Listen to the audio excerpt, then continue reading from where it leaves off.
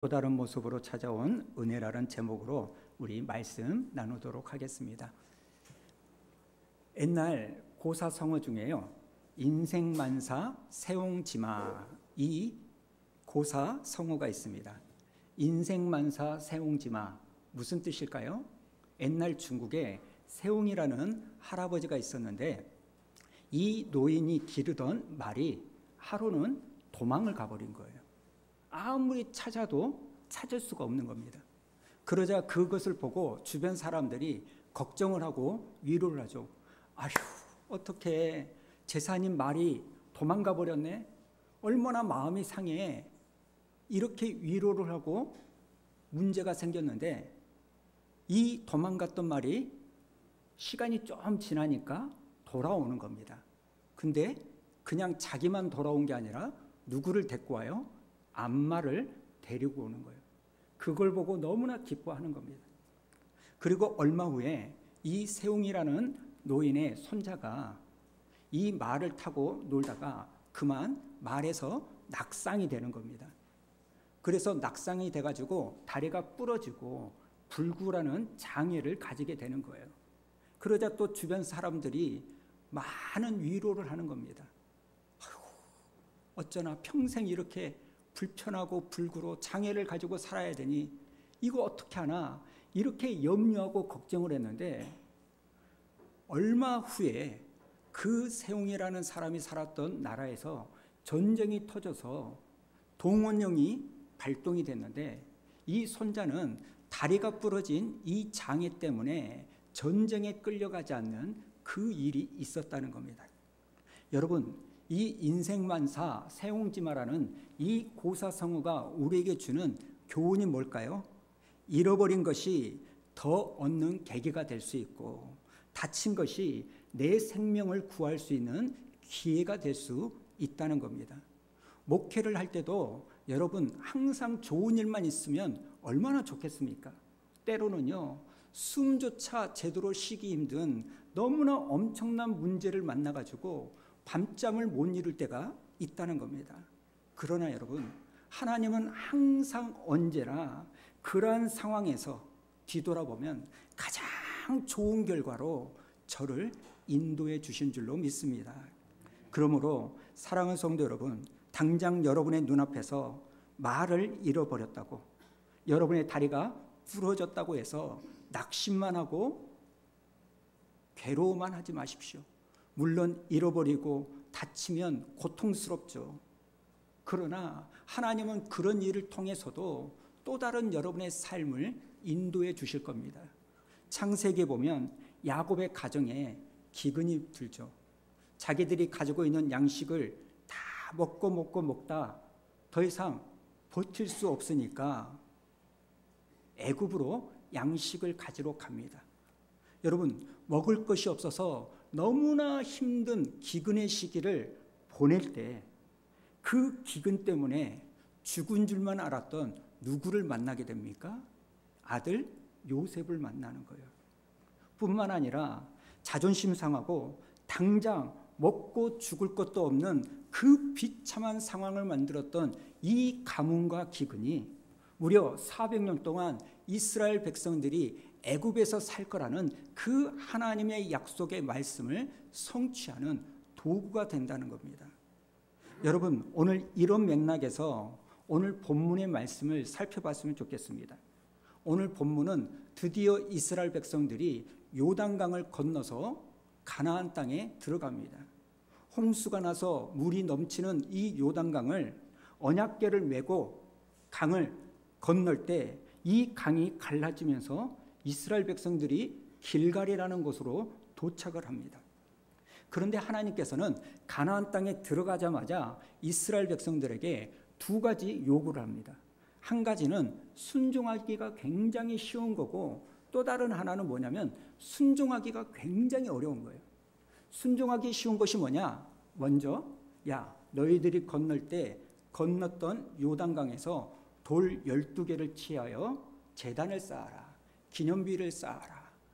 그래서 후손들이 이 기념비가 뭡니까? 물어보면 이거 하나님께서 이렇게 해서 우리를 여기까지 인도하셔서 그것을 설명할 수 있는 돌을 쌓아라.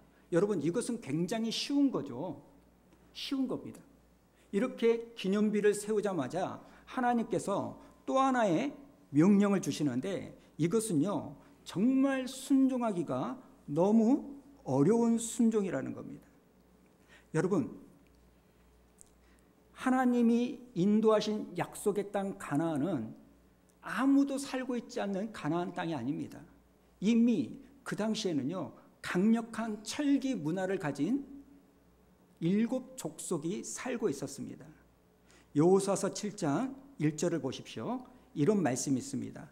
요단 서쪽의 아모리 사람의 모든 왕들과 해변의 가나안 사람의 모든 왕들이 여호와께서 요단물을 이스라엘 자손들 앞에서 말리시고 우리를 건너게 하셨음을 듣고 마음이 녹았고 이스라엘 자손들 때문에 정신을 잃었더라. 지금 가나안 7 족속들은요 하나님께서 광야에서 이스라엘 백성들을 위하여 다른 족속들을 어떻게 멸하셨는지, 그리고 요단강이 홍수가 났는데 어떻게 마르게 하고 지나가게 하였는지를 듣고 큰 충격을 받고 두려움에 쌓였습니다. 이 가나안 7 족속은요 이제 이스라엘 백성들의 다음 공격 타겟은 우리들이구나, 이런 두려움 때문에 벌벌 떨고 있는 거예요. 그래서 다음 장에 보면 여리고성을 공격할 때 이 여리고 사람들은 마주쳐서 싸우는 게 아니라 어떻게든지 막아내려고 수성전, 성문을 굳게 닫고 버티는 겁니다.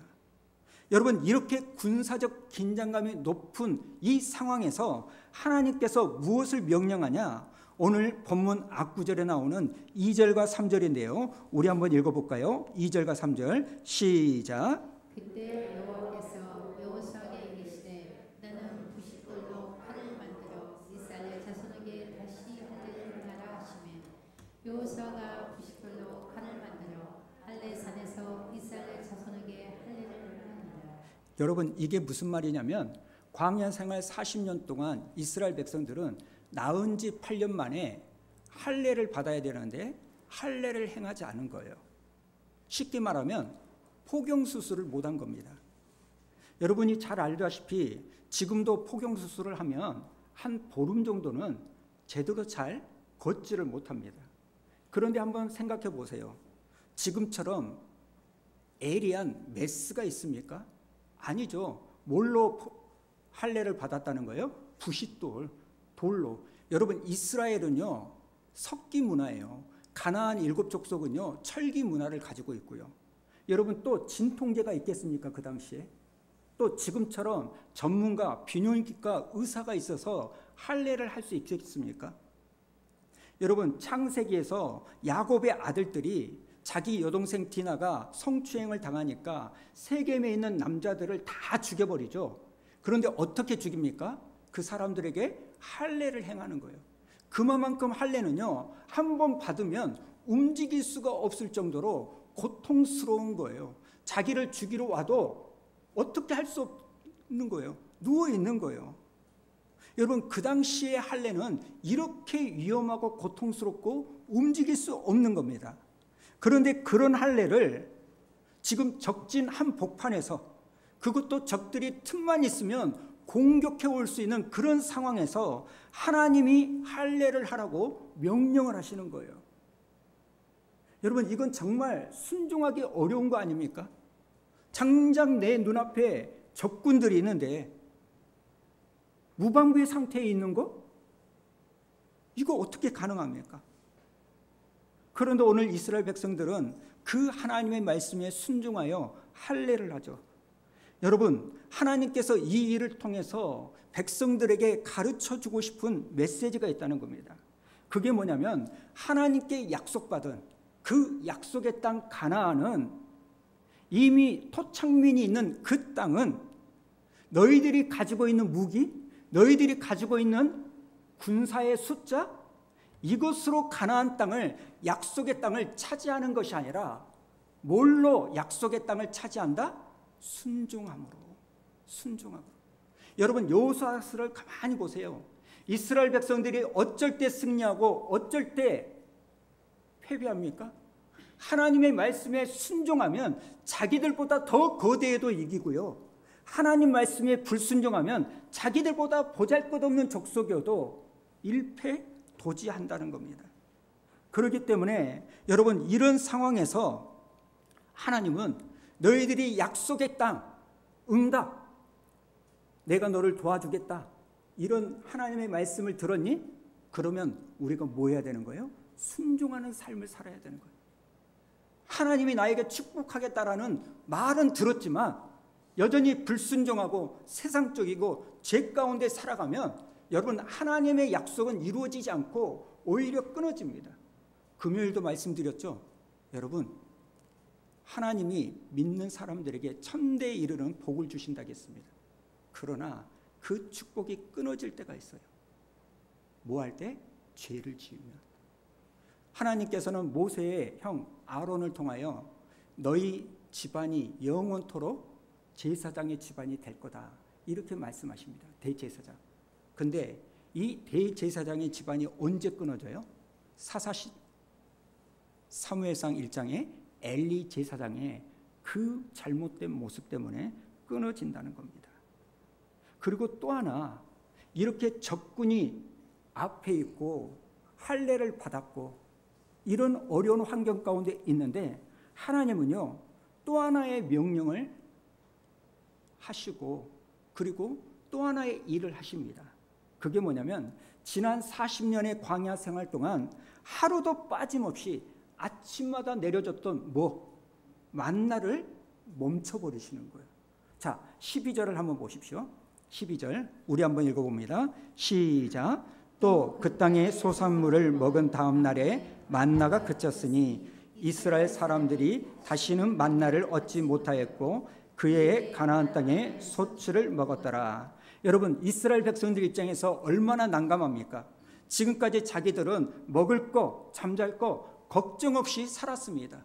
아침만 되면 하나님께서 하늘에서 하늘의 양식을 내려주심으로 자기들이 먹을 거 걱정하지 않고 40년 동안 살았어요.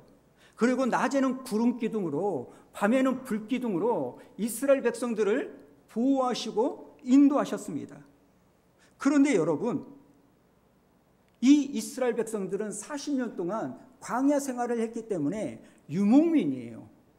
동가숙, 서가식, 이런 인생을 살았습니다. 그런데 이제는 만나가 그쳐버리는 거예요. 그리고 하나님께서는 뭘 하도록 하는 거예요? 수확. 뭔 말입니까? 농사를 지으라는 거예요. 뭔 말일까요? 이제는 내가 일방적으로 주는 그 은혜로만 살지 말고 이제 너희가 심고 거둬라라는 거예요. 거둬라는 거예요. 사실 이 일이요, 얼마나 힘든 일인지 아십니까? 지난 40년 동안 만나를 먹고 살았던 이 이스라엘 백성들에게 있어서 이제 자기들의 삶의 습관과 태도, 일해야 되는 이 모습을 바꿔야 된다는 것은 엄청난 스트레스입니다.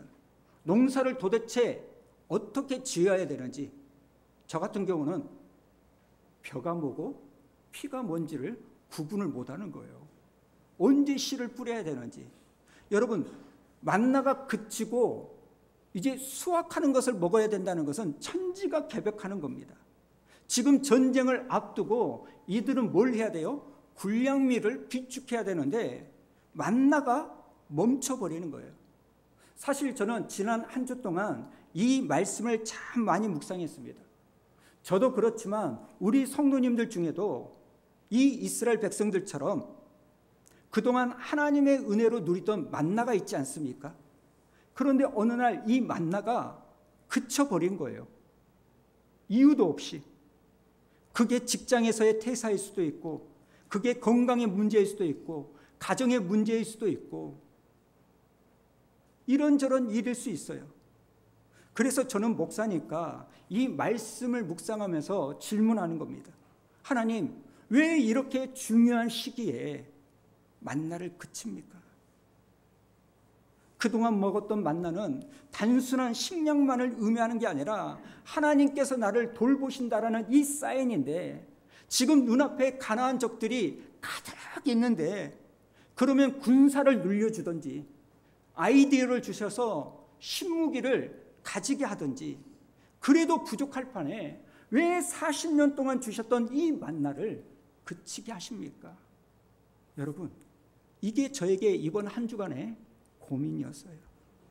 그러다가 우연히 삼중고로 유명한 헬렌 켈러의 유명한 말이 생각났습니다.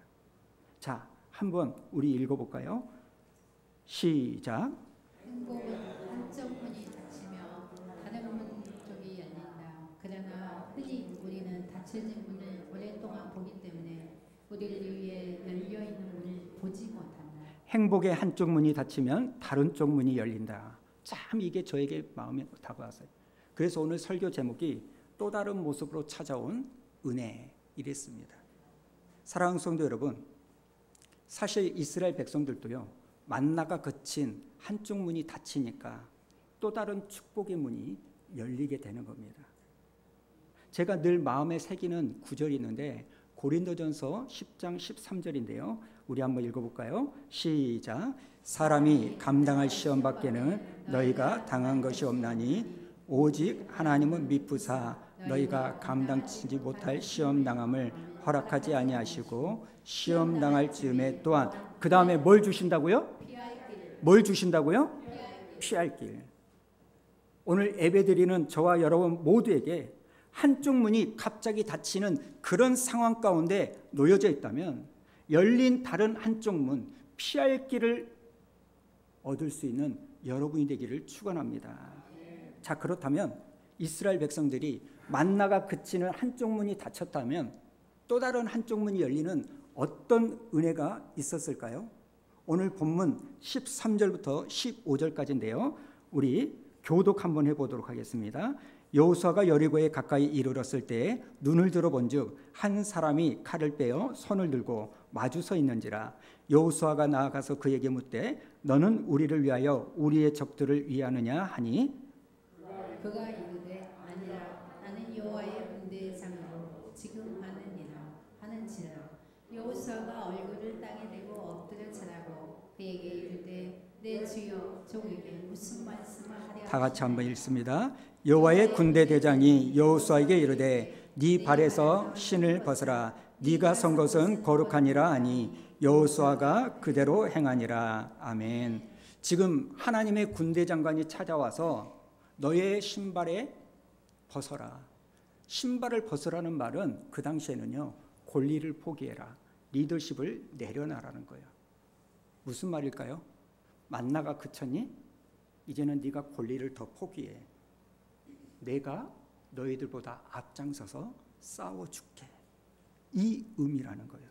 사랑하는 성도 여러분, 저는 오늘 여러분과 이 부분을 나누고 여러분이 이 사실을 믿고 한쪽 문이 닫히면 또 다른 문이 열린다. 은혜는 또 다른 모습으로 나에게 찾아온다는 이 여호수아와 같은 그 믿음의 수준이 있기를 주님의 이름으로 축원합니다. 여러분, 우리에게는요 반드시 또 다른 은혜가 있습니다. 모든 은혜가 똑같지 않습니다. 해변에 부딪히는 파도를 보십시오. 끊임없이 파도가 몰려오지만 여러분, 단 하나도 똑같은 모습의 파도는 없습니다. 해는 어제와 동일하게 동쪽에서 뜨지만 그 해가 뜨는 일출은요 단 하루도 똑같은 모습으로 떠오른 적은 없다는 겁니다.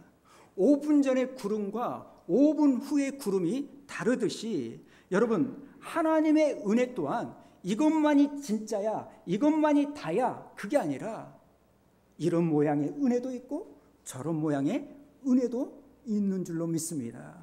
만나가 그치는 그 은혜가 끝났다면 하나님은 또 다른 은혜를 주시기 위하여 그동안의 만나를 그치게 하시는 거예요. 여러분, 전에는 하나님의 은혜와 기적과 표적이 미리 우리에게 보였습니다. 하나님이 미리 행하셨습니다. 다니엘서를 보면 이 다니엘과 세 친구들이 왕의 진미를 거부하고 채소만 먹었을 때 하나님은 다니엘과 세 친구들의 얼굴을 누구보다 건강하게 만드셨죠. 자, 다니엘서 1장 13절, 14절, 15절 우리 한번 읽어봅니다. 시작. 당신 앞에서 우리의 얼굴과 왕의 음식을 먹는 소녀들의 얼굴을 비교하여 보았어. 당신이 보는 대로 종들에게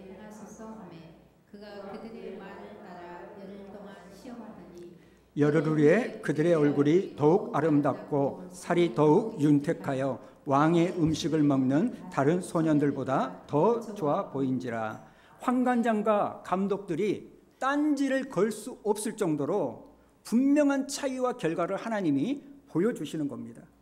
또 바벨론 왕이요, 자기가 꿈을 꿨는데 해석을 하지 못하는 지혜자들을 죽이려고 합니다.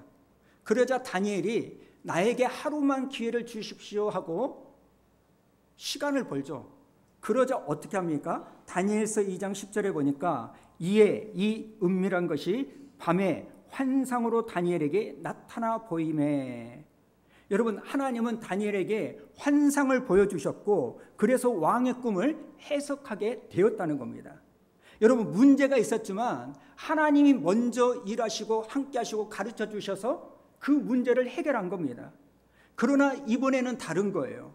바벨론 왕은요, 나중에 자기가 세운 금신상에 모든 백성들이 절하도록 합니다.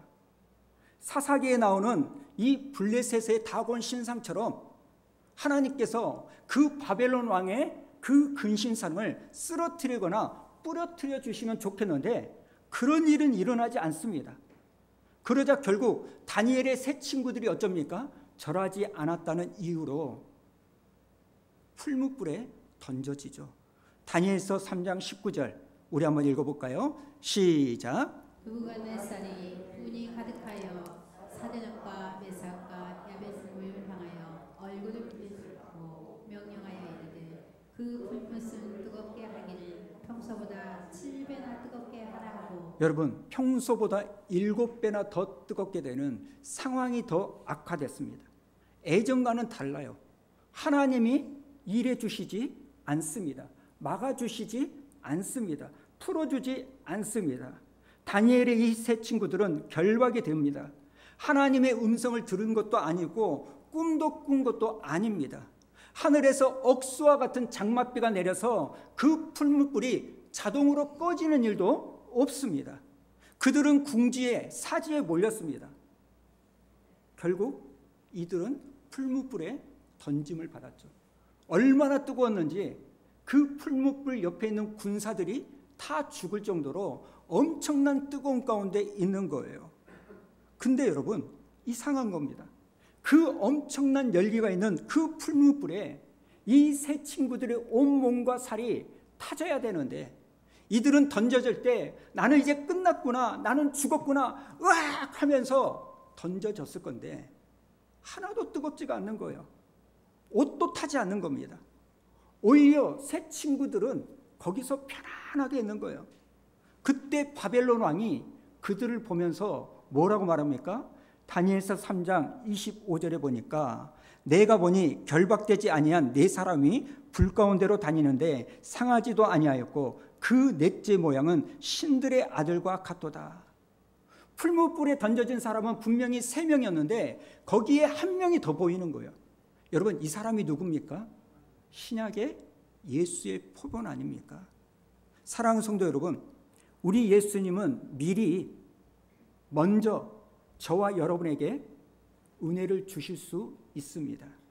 채소만 먹어도 얼굴에 윤택하고 광채가 나게 할 수도 있고 미리 환상을 보여주셔서 앞일을 해석할 수 있도록 만들어 주실 수도 있습니다. 미리 바다를 가르고 미리 하늘에서 만나가 떨어지도록 해 주실 수 있고 미리 반석에서 물이 터지도록 하여 내가 갈증이 났을 때 먹게 만들어 주실 수 있습니다.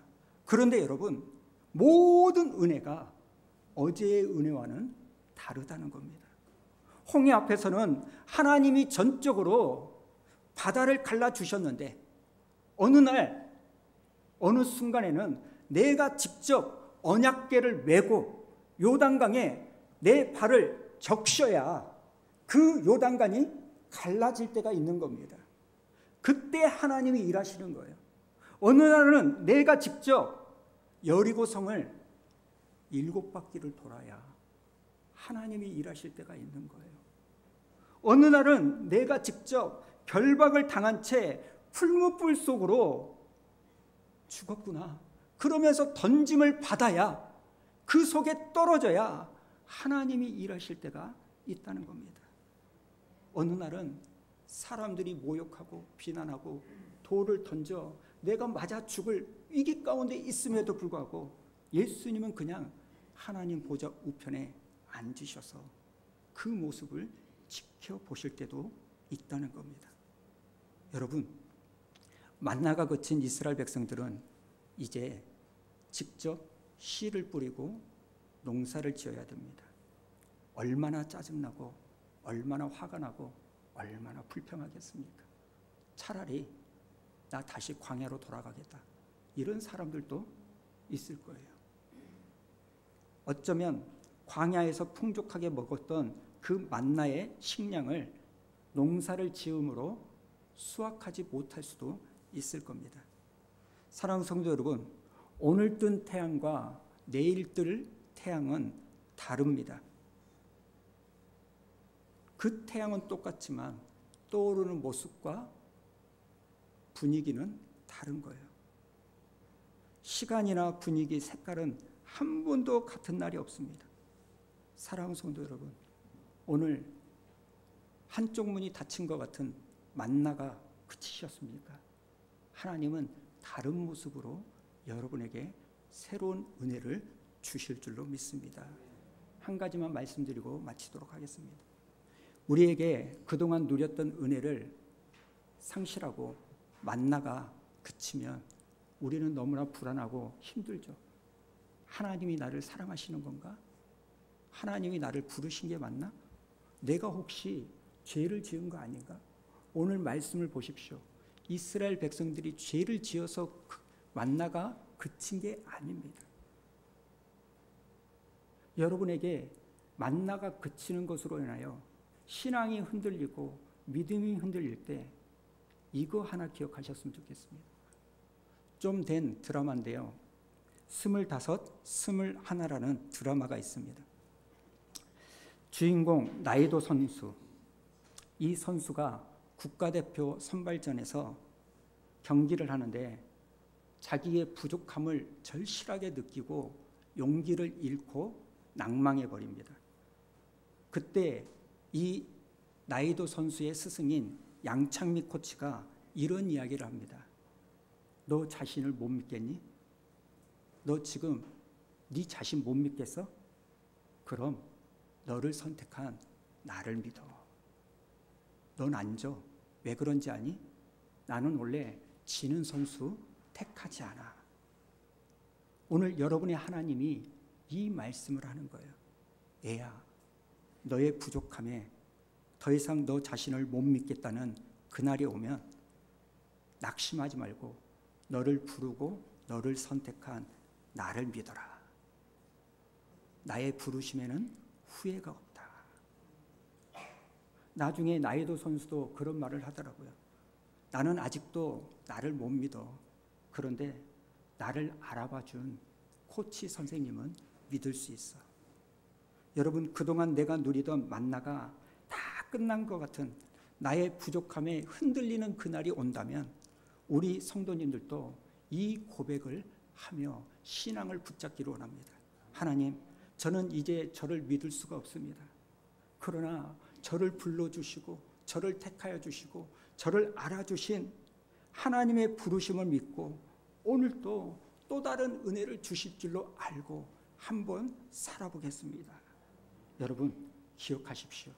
만나가 그치고 부족함이 생기고 상실이 생기면 그것은 너희 보고 시험 들어라, 넘어지라, 그러려고 만나를 그치게 하는 게 아니라 엎드리라고 또 다른 은혜가 찾아올 것을 기대하라고 하나님께서 만나를 그치게 하신 줄로 믿습니다.